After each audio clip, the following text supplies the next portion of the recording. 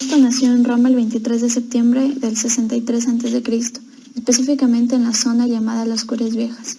Al nacer, recibió el nombre de Cayo Octavio Turino. Debido a la superpoblación de Roma en esa época, Octavio fue llevado a la ciudad natal de su padre, Velletri, para ser criado ahí.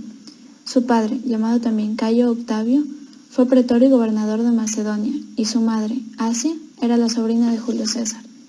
Quedó huérfano de padre en el 59 a.C., cuando tenía tan solo 4 años de edad, y después de tal suceso, su madre contrajo matrimonio con Filipo, emperador de Roma.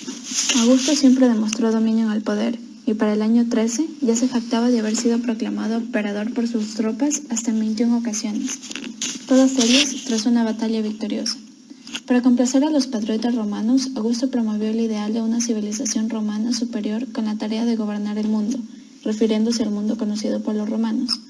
Pero cuando tuvo lugar el final de su reinado, los ejércitos de Augusto habían conquistado el norte de Hispania, las regiones alpinas de Recia y Nórico, y extendió los límites de la provincia de África al este y al sur.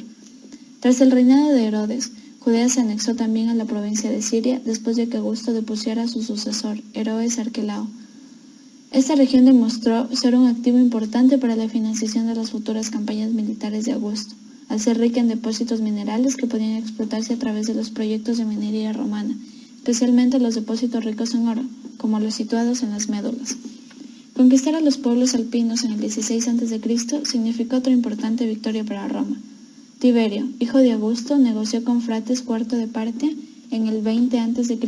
la devolución de los estandartes perdidos por Marco Licinio Craso en la batalla de Cannae, un acontecimiento que significó una victoria simbólica y un importante impulso de la moral para Roma. El suceso fue celebrado con esculturas como la estatua de Augusto, así como la edificación de monumentos tales como el templo de Mars Ultor. La victoria en batalla no siempre resultaba ser un éxito permanente, pues los territorios conquistados más recientemente eran constantemente recuperados por los enemigos de Roma. El principal ejemplo de derrota romana en batalla fue la batalla del bosque de Teutoburgo, en el 9 después de Cristo, en la que 3 legiones completas encabezadas por Publio Quintilio fueron prácticamente aniquiladas por Arminio, líder de los queruscos, un aparente aliado de Roma. Augusto tomó represalias mediante el envío de Tiberio y Druso a la región del Rin con el objetivo de pacificarla.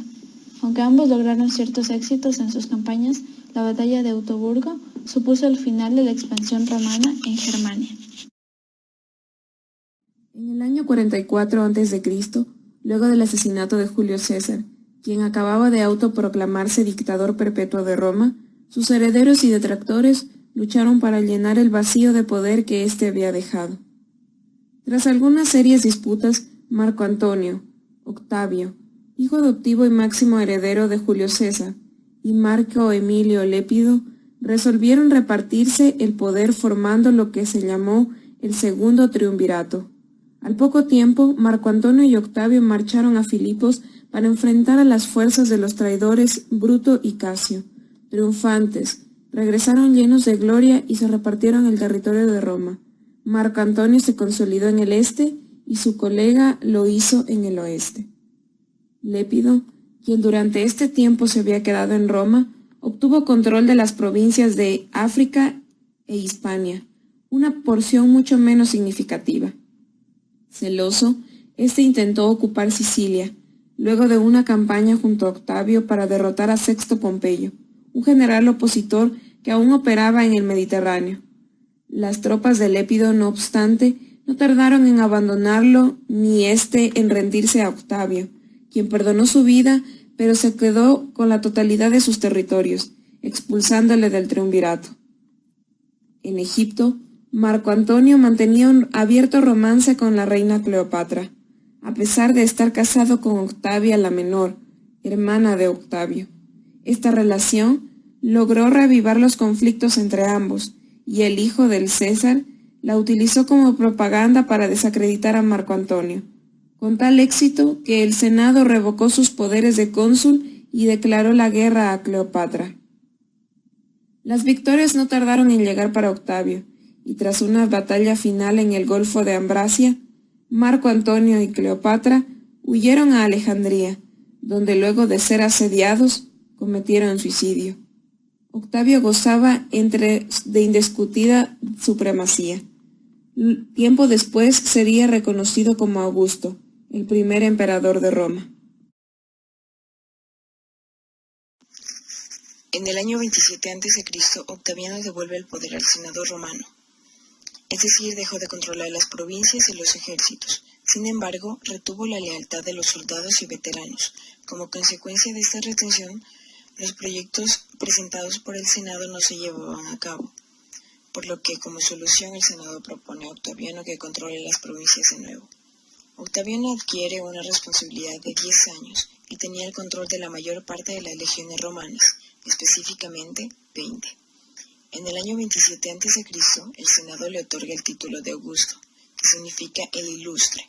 Es un título religioso más no político, y príncipes, que es el reconocimiento de su poder y el prestigio político. Segundo pacto. En el año 23 a.C., Augusto renuncia al nombramiento de cónsul a causa de enfermedad, pero retuvo el imperio consular, lo cual era el poder de mando y de castigo de índole militar y el dominio sobre los territorios conquistados. Esta retención llevó al segundo acuerdo con el Senado, que se trataba de una hábil estratagema política planeado por Augusto. Al no ocupar el mismo uno de los dos cargos de cónsul, los senadores tendrían el doble de posibilidad para aspirar a ocupar esa posición, mientras que al mismo tiempo Augusto podía hacer un ejercicio de patronazgo más amplio entre la clase senatorial. Muerte y sucesión. La enfermedad que sufrió Augusto el 23 a.C. lo hizo pensar en un heredero, ya que no había tenido un sucesor en sus 3 matrimonios. Augusto adoptó a Cayo César y Lucio César, hijos de su hija Julia la Mayor, para que sean sus sucesores. Sin embargo, fallecen a temprana edad, y en el año 4 después de Cristo adopta a Tiberio, su yerno, para que sea su sucesor. Augusto fallece el 19 de agosto de 14 después de Cristo, en Nola, mientras visitaba el lugar de muerte de su padre. El legado de Augusto. El reinado de Augusto sirvió para cimentar el Imperio Romano, un régimen que duraría cientos de años hasta su decadencia. Su legado es el gran número de estatuas y bustos erguidos en su honor, así como también el mausoleo que originalmente contenía las columnas de bronce con las obras de la vida de Augusto llamado Res Gestae Vivi Augusti. Es considerado el emperador más grande de Roma. Sus políticas ciertamente extendieron la vida del Imperio Romano e iniciaron la paz romana, conocida como Pax Augusta. Se crearon las primeras fuerzas policiales y de bomberos. Se nombró prefecto de vigilancia como mando de director a los cuerpos de vigilancia policial y antiincendios de Roma. Aunque llegó a ser el individuo más poderoso del recién creado Imperio Romano, quiso representar el espíritu de la virtud y las leyes de la República. También quiso tener relación con la plebe y los ciudadanos desfavorecidos.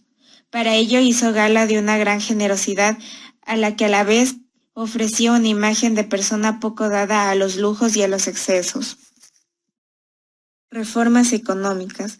Las reformas económicas que Augusto implementó en Roma tuvieron un gran impacto sobre el éxito posterior del Imperio Romano. Hizo que una gran porción del terreno sobre el que se había extendido el Imperio Romano pasase a estar bajo el control de Roma. La reforma incrementó enormemente la cifra neta de ingresos que Roma percibía de sus nuevos territorios. Además, la conquista de Egipto por Augusto supuso una nueva fuente de ingresos para financiar las operaciones del Imperio Romano.